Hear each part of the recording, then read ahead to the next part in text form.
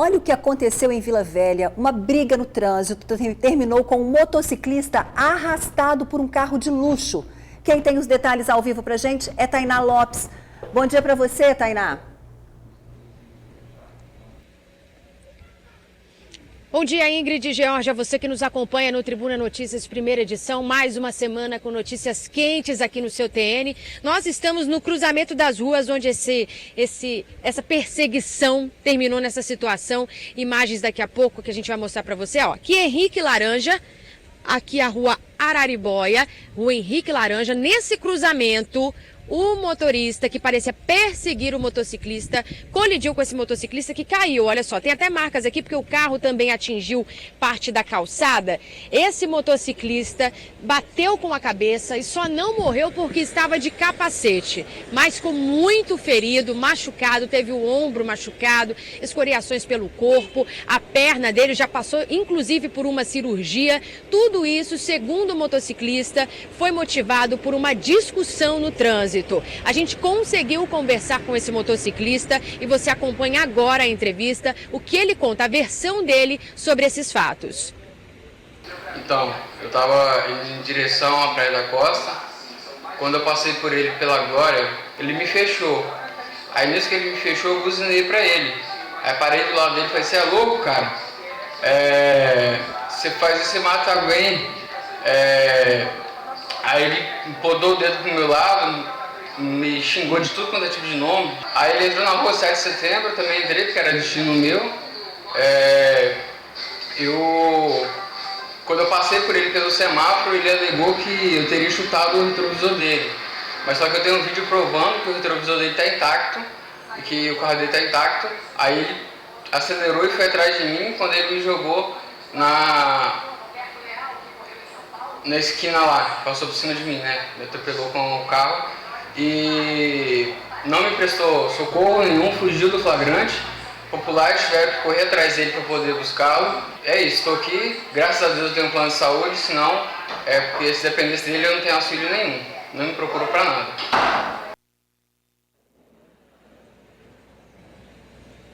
Pois é, muitas pessoas aqui no local do acidente, né, após escutarem o barulho da colisão, estiveram aqui na rua para prestar todo o primeiro atendimento. Eu conversei com alguns moradores e comerciantes aqui da região.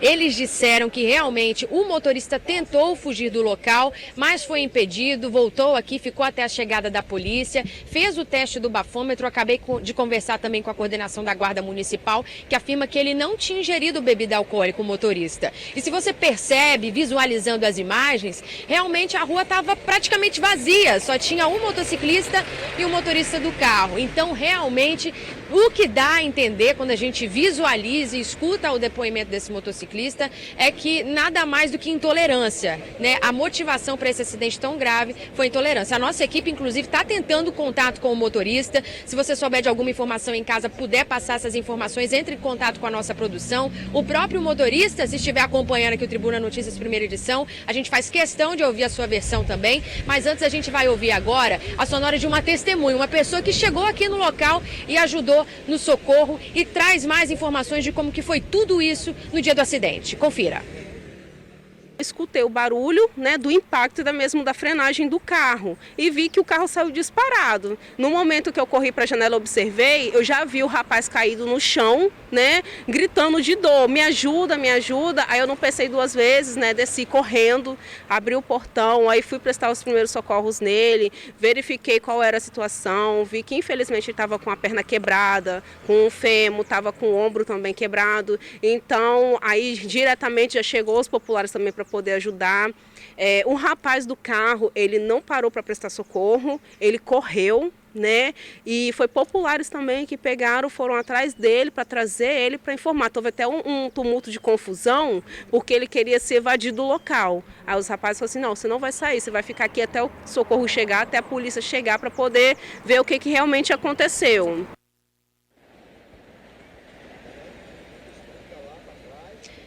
Para você que está chegando agora no Tribuna Notícias primeira edição, vou pedir o pessoal do Controle Mestre para rodar novamente as imagens desse acidente. Olha só a gravidade do que foi essa situação. O motorista de carro parece perseguir o motociclista e praticamente dá a entender que a intenção dele era realmente essa daí, derrubar o motociclista, provocar um acidente em relação ao motociclista. A gente continua aqui no local acompanhando tudo, conversando com outras pessoas que estão chocadas com essa atitude, uma vez que tudo indica que isso foi provocado por intolerância no trânsito, uma discussão que teria sido começada em um dos semáforos aqui da rua Henrique Laranja. Uma perseguição foi iniciada e acabou nessa cena que você visualiza. A gente também conseguiu conversar com a mãe da vítima. A vítima, ela prefere não ser identificada por medo, não sabe do que se trata esse motorista, pediu para que a gente não desse nome e nem imagem. E por questões de segurança, também a pedido da vítima, a gente não vai também identificar a mãe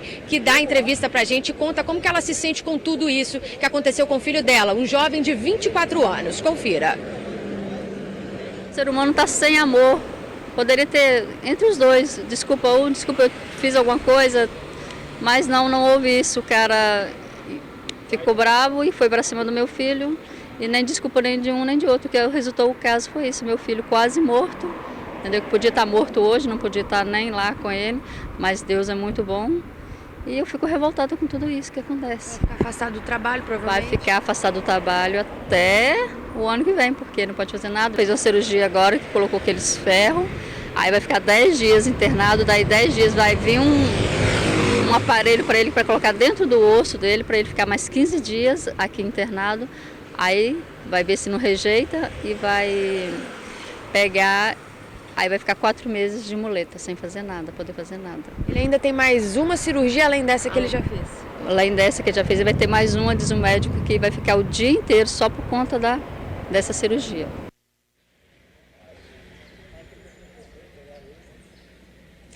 A consequência da intolerância, Ingrid George, que o pedido de desculpa, uma conversa mais tranquila não poderia ter mudado, né? Um rapaz tão jovem tem que se afastar do trabalho dele. Com certeza esse motorista também vai ter consequências por conta desse acidente. Mas como a gente está falando de intolerância, só para vocês terem uma ideia, a gente que está sempre no trânsito aí, para lá e para cá com matérias, tem que ir para um lugar, tem que ir para o outro, a gente percebe o quanto os motoristas estão intolerantes. Hoje mesmo, enquanto a gente fazia essa reportagem, nós fomos vítimas de intolerância também, por parte de algumas pessoas que estavam na frente do hospital, se irritaram achando que a gente estava filmando essas pessoas, não era nada disso, a gente estava fazendo algumas imagens do hospital. As pessoas, elas estão com preguiça, parece, de conversar, de dialogar, já querem partir para agressão, para intolerância, e os resultados podem ser semelhantes a esse que a gente acabou de ver, ou muito piores, como a gente já viu em outras notícias em telejornais. Eu volto com vocês aí no estúdio, daqui a pouco tem mais informação sobre esse caso, diretamente aqui de onde tudo aconteceu. Valeu, Tainá, obrigado pelas informações. E isso muda a vida de todo mundo, isso para quem fica vivo, né, Ingrid? Não é, George? E assim, a Tainá falou muito bem e a mãe desse jovem também falou muito bem. Como está faltando amor, como está faltando paciência, né?